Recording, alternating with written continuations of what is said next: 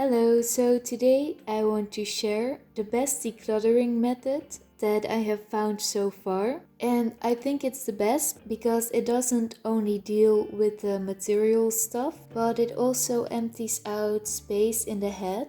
All those silent to-do lists that are present but we're not really aware of them and that are taking up space and energy. And this method is from the book Getting Things Done, and I just took one part of it. Of course, this book dives deeper into the whole topic and especially about organizing and things like that. But I'm especially focused and interested on the decluttering part and also the emptying the head part. So basically it starts with gathering everything that you have in one space, and it's advised to do it for all the spaces that you have, and also spaces in different locations like storage spaces, cars, maybe boats, and all those kind of things. And what you need is plain paper and a sort of entry that we call in. And after that, you take all the stuff in one room and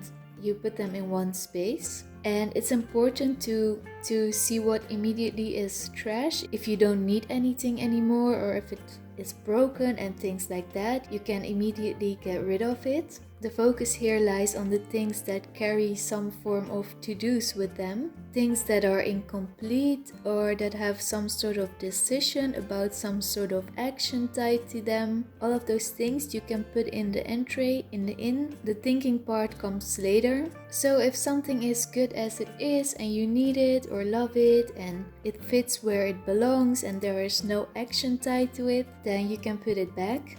But it's really important to make sure that there is no action involved, because some object might carry a silent action in them.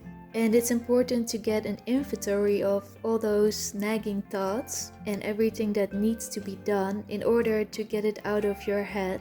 Some examples in the book were: is the art on the wall what you want? Is the furniture how you want it to be? Are your plants still alive? And if things are too big for the entry, write it on a paper and put the paper in the entry, or just put it around the entry. And what is important here is that if something is trash, that you can instantly dump it. But if you are in doubt, that means there is some sort of weight of it in your head, that now is not the time to think about it. That can be done later. It just means that there is some sort of action or decision involved in this object. All you have to do is write it down on a paper or put it in the entry so that you get everything organized and all the actions written down. You can always make a decision later on. This is just about getting it out of your head, and if you can get rid of something immediately, that's fine too. So an important thing that the book says is that most of the stuff was not and is not that important, and that is why it is still lying around. I thought that was very interesting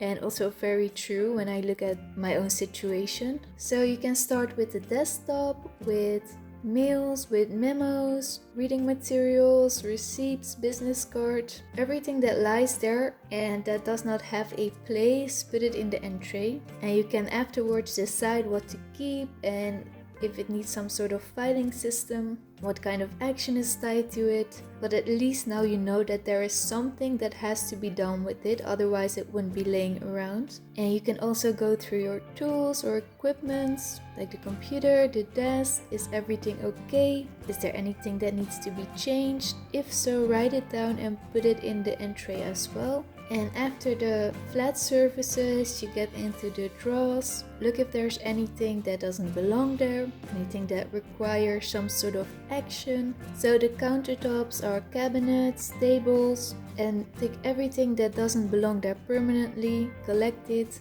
go through it. Is there anything broken, out of date? Do you have any collectibles or nostalgia that aren't meaningful anymore? Is there something that needs to be done with the floors, the walls, the shelves, the pictures, the artwork, the decorations? Are there books that need to be read or donated? Are there any piles or stacks on the floor? Is everything working? Is the lighting working? So anything that could be potentially bothering you, everything you ever thought, oh, I need to do this, write it on the list. And it's important to do this for all the locations where you keep stuff, because for a really empty head, we need to get all the potential actions out of there too, because all those things gnaw away our energy. And then the step after that is getting things out of the entry, out of the inn, because it can't be there for an infinite time. It needs to be emptied.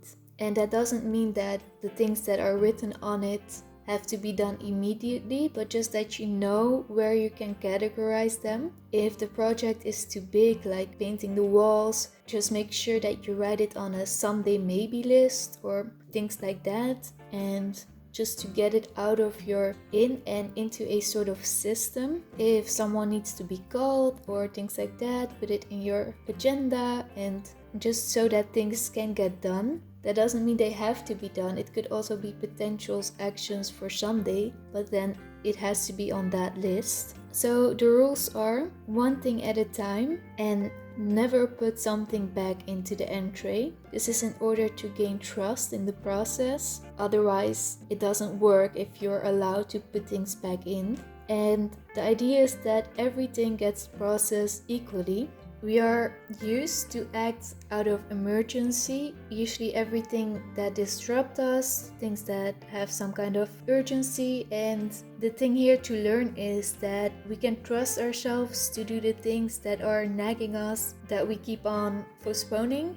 And it's important to focus on one thing, and it's mostly about getting rid of decision fatigue, because decision fatigue is really paralyzing. And if you have everything written down and also the potential steps you need to do, and you can get everything out of your entry done step by step, then that will give you peace of mind and clarity. So that's why I think this works even better than just decluttering, because it takes care of literally everything that might be bothering you. And I think this is a very good way of being aware how our surroundings actually affect us, and that it goes deeper than just stuff. So you don't have to get it done immediately. It's more about also knowing what the next step is and categorizing it and just getting it out of your head.